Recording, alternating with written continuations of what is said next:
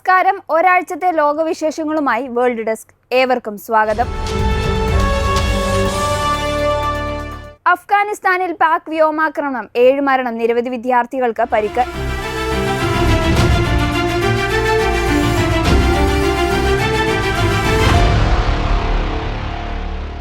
അഫ്ഗാനിസ്ഥാനിലെ കുനാർ പ്രവിശ്യയിൽ വിദ്യാഭ്യാസ സ്ഥാപനത്തിന് നേരെ പാകിസ്ഥാൻ സൈന്യം നടത്തിയ അതിശക്തമായ ആക്രമണത്തിൽ 7 പേർ കൊല്ലപ്പെട്ടു.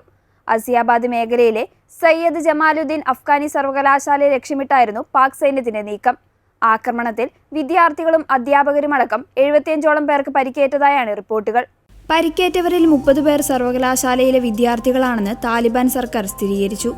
ആക്രമണത്തിൽ ഒരു പ്രൊഫസർക്കും പരിക്കേറ്റിട്ടുണ്ട്. സർവകലാശാല കെട്ടിടങ്ങൾക്കും പരിസരത്തെ നിർമ്മിതികൾക്കും വ്യോമാക്രമണത്തിൽ വ്യാപകമായ നാശനഷ്ടങ്ങൾ സംഭവിച്ചിട്ടുണ്ടെന്ന് അഫ്ഗാൻ ഉന്നത വിദ്യാഭ്യാസ മന്ത്രാലയം വ്യക്തമാക്കി.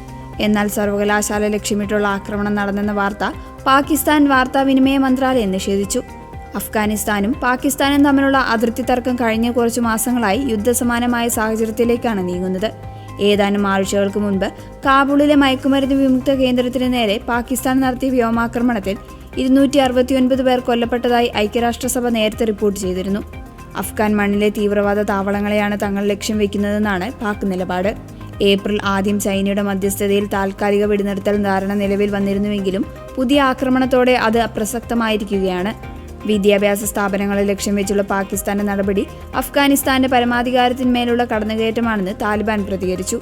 ഇത് വെറുമൊരു ആക്രമണമല്ല എന്നും മറിച്ച് അധിനിവേശമാണെന്നും സമാധാന ശ്രമങ്ങളെ പാകിസ്ഥാൻ അട്ടിമറിക്കുകയാണെന്നും അവർ കുറ്റപ്പെടുത്തി. വിദ്വേഷം പടർത്തിയ പോസ്റ്റുകൾ, ആക്രമണം നടത്തിയ അക്രമിയുടെ കൂടുതൽ വിവരങ്ങൾ പുറത്തുവിട്ട് പോലീസ്.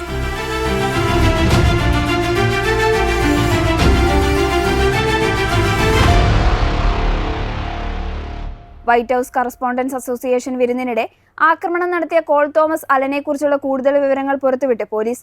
31 വയസ്സുകാരനായ കാലിഫോർണിയൻ എഞ്ചിനീയർ സമാധാനപരമായ ഒരു ജീവിതത്തിൽ നിന്ന് അക്രമാസക്തമായ രാഷ്ട്രീയ വിദ്വേഷത്തിലേക്ക് എങ്ങനെ കുടമാറി എന്നത് അധികൃതർ പരിശോധിച്ചു വരികയാണ്.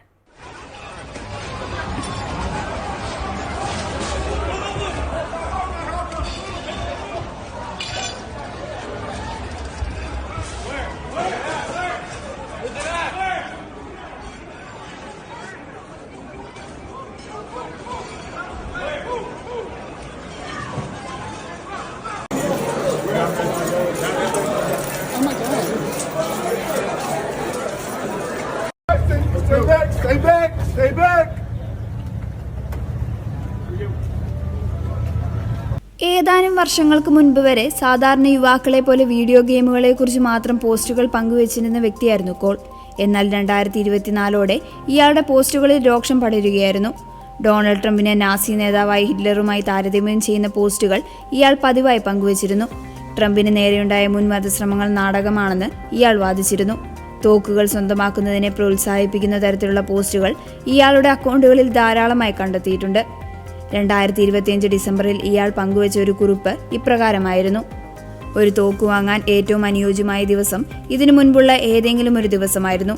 രണ്ടാമത്തെ നല്ല ദിവസം ഇന്നാണ്. അക്രമത്തിന് മാസങ്ങൾക്ക് മുൻപേ ഇയാൾ മാനസികമായ തയ്യാറെടുത്തിരുന്നു എന്നതിന്റെ തെളിവായാണ് FBI ഇതിനെ കാണുന്നത്.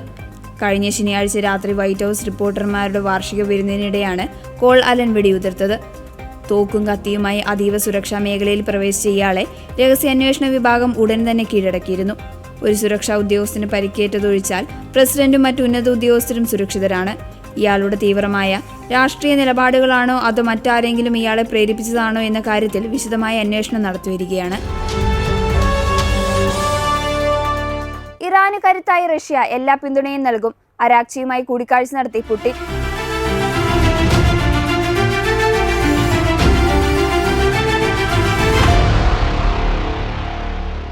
പശ്ചിമേഷ്യൻ സംഘർഷത്തിൽ ഇറാന് പൂർണ്ണ പിന്തുണ പ്രഖ്യാപിച്ച് Russian president Vladimir Putin. Iran വിദേശകാര്യമന്ത്രി അബ്ബാസ് അരാക്ചിയുമായി സെന്റ് പീറ്റേഴ്സ്ബർഗിൽ നടത്തിയ കൂടിക്കാഴ്ചയിലാണ് ഇറാന്റെ താൽപര്യങ്ങൾ സംരക്ഷിക്കാൻ റഷ്യ സാധ്യമായതെല്ലാം ചെയ്യുമെന്ന് പുടിൻ ഉറപ്പു നൽകിയത്. ഇറാൻ ജനത ഇപ്പോൾ കടന്നുപോകുന്നത് അതീവ ദുഷ്കരമായ സാഹചര്യത്തിലൂടെയാണെന്ന് പുടിൻ നിരീക്ഷിച്ചു.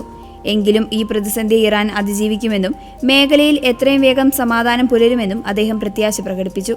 പ്രാദേശിക സമാധാനത്തിനായി മോസ്കോ പ്രതിജ്ഞാബദ്ധമാണെന്നും ഇറാൻ സ്റ്റേറ്റ് മീഡിയ റിപ്പോർട്ട് ചെയ്തു. ഇറാൻ പരമോന്നത നേതാവ് അയച്ച സന്ദേശത്തിന് പുടിൻ നന്ദി അറിയിച്ചു. ഇരു രാജ്യങ്ങളും തമ്മിലുള്ള തന്ത്രപരമായ ബന്ധം കൂടുതൽ ശക്തമായി തുടരാനാണ് റഷ്യ ആഗ്രഹിക്കുന്നത്. അന്താരാഷ്ട്ര വിഷയങ്ങളിൽ ഇറാനും റഷ്യയും തമ്മിലുള്ള നിരന്തരമായ കൂടിയാലോചനകൾ തുടരുമെന്ന് അബ്ബാസ് അരാക്ചിയും വ്യക്തമാക്കി. ഇടക്കാലത്തുണ്ടായ ചില നയതന്ത്ര വിടവുകൾ ഇപ്പോൾ പരിഹരിക്കപ്പെട്ടതായും അദ്ദേഹം കൂട്ടിച്ചേർത്തു. പശ്ചിമേഷ്യൻ സുരക്ഷ മുൻനിർത്തി ഒമാൻ, പാകിസ്ഥാൻ തുടങ്ങിയ രാജ്യങ്ങൾ സന്ദർശിച്ച ശേഷമാണ് അരാക്ചി റഷ്യയിലെത്തിയത്. റഷ്യൻ വിദേശകാര്യമന്ത്രി സെർജി റാവോറുമായും അദ്ദേഹം കൂടിക്കാഴ്ച നടത്തും. മേഖലയിലെ സൈനിക രാഷ്ട്രീയ സാഹചര്യങ്ങൾ ചർച്ച ചെയ്യുന്നതിനൊപ്പം പ്രതിരോധ മേഖലയിലെ സഹകരണവും കൂടിക്കാഴ്ചയിൽ വിഷയമായേക്കും.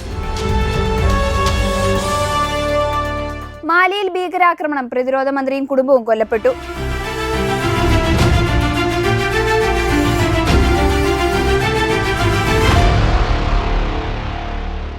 പശ്ചിമാഫ്രിക്കൻ രാജ്യമായ മാലിയിൽ സൈനിക ഭരണകൂടത്തിന് നട്ടെല്ലൊടിച്ച് ഭീകരരുടെ ആസൂത്രിത ആക്രമണം.